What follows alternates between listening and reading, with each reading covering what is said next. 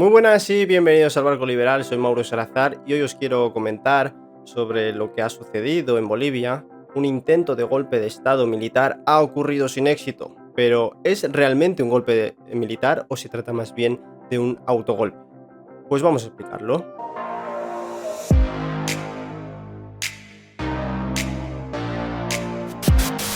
Ayer, miércoles 26, la población boliviana experimentaba mucha tensión y a la vez confusión al ver grandes unidades del ejército de las Fuerzas Armadas desplazándose en la capital, en la ciudad de La Paz, concretamente hacia la plaza principal Murillo, sede de gobierno. Esta operación estaba liderada por el comandante general del ejército, Juan Zúñiga, que nada más irrumpir ante las puertas de la Casa de Gobierno hizo sus primeras declaraciones y afirmando sus intenciones de hacer la toma del lugar, conformar un nuevo gabinete, destituir a los ministros y liberar a los presos políticos, mencionando muy específicamente a Yanine Áñez y Luis Camacho, es decir, la presidenta transitoria del conflicto del 2019 tras la huida de Evo Morales y el gobernador de la ciudad de Santa Cruz, implicado en el mismo conflicto. Recordemos que el oficialismo llamó y catalogó al conflicto del 2019 como golpe de estado de la oposición.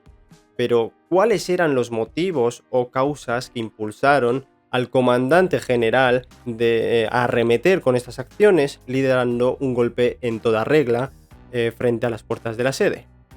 Pues lo explica él mismo, alegando que el ejército de las fuerzas estaban siendo o habían sido ya ultrajeados o manipulados y que estaban sufriendo estas constantes agresiones por parte del gobierno.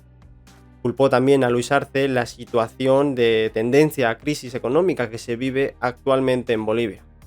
Bien, estos fueron los hechos ocurridos aquel día.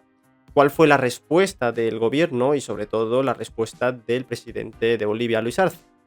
Después de forzar las puertas con un vehículo militar blindado, finalmente el comandante general Juan Zúñiga entra a la Casa de Gobierno y se encuentra el presidente Luis Arce, que él mismo en persona inmediatamente le ordena retirar todos los efectivos, a lo cual Zúñiga se negó rotundamente. Tras lo ocurrido, se abrió un proceso de urgencia para la designación de nuevos cargos del mando militar por el presidente de la nación para destituir a los 3 comandantes generales del ejército. Horas después se hacía un comunicado tanto por escrito como en la prensa de tener todo bajo control y comunicar el intento fallido de golpe que el gobierno aparentemente había frenado. Ahora bien, vamos a analizar más detenidamente lo ocurrido. En primera instancia, expliquemos cómo se compone la jerarquía del alto mando militar en Bolivia.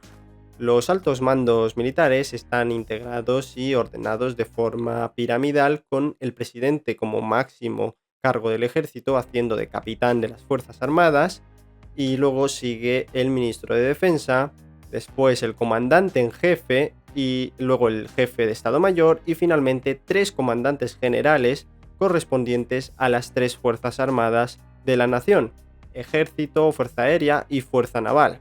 Bien, ya vemos que Juan Zúñiga era uno de los comandantes generales. Este señor, en un contexto que es muy sabido en Bolivia sobre la división y la crisis interna que sucede en el partido del MAS, donde hubo una ruptura de intereses, separándose entre vistas y arcistas.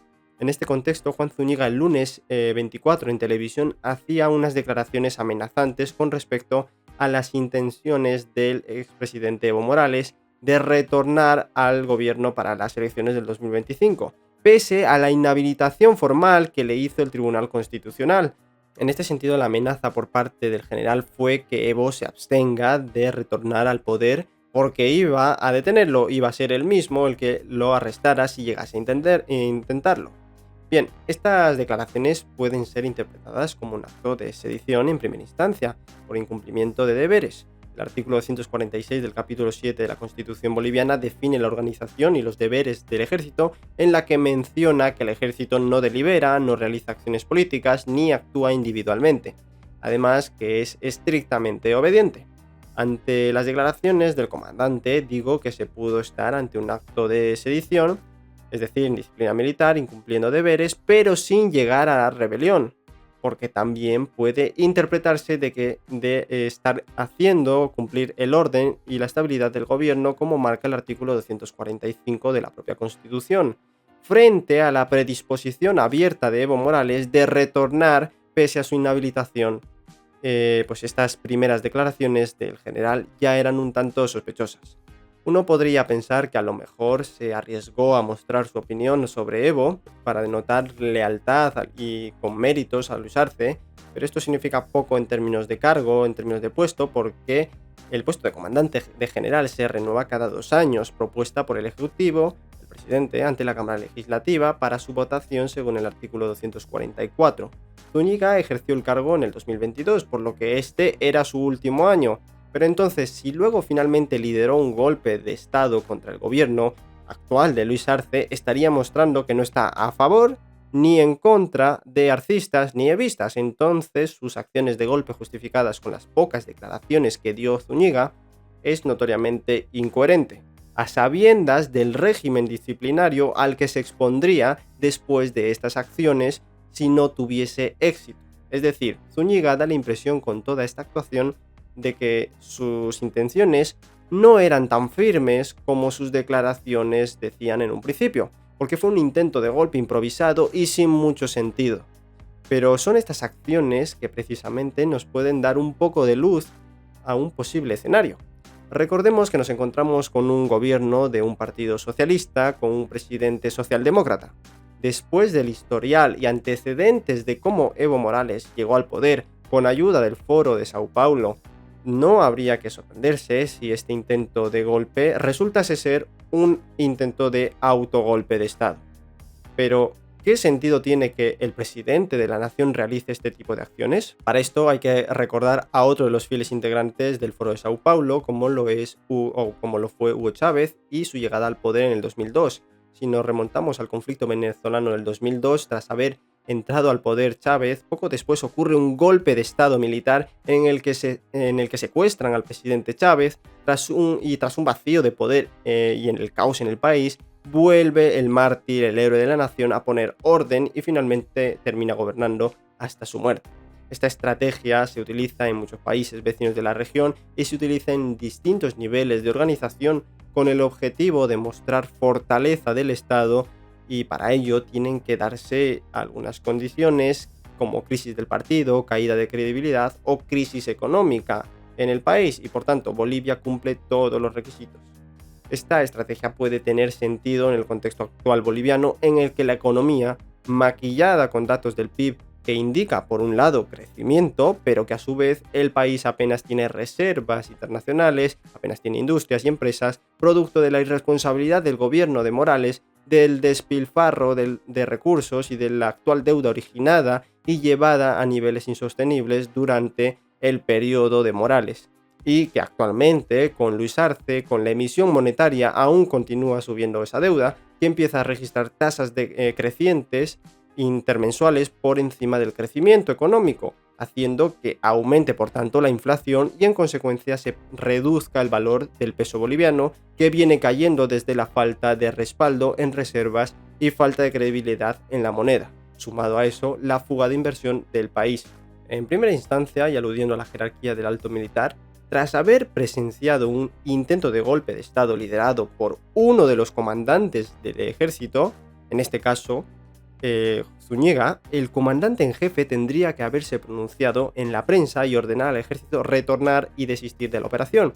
Pues no se hizo. Entonces, las dos figuras a pronunciarse inmediatamente son el ministro de Defensa y el presidente.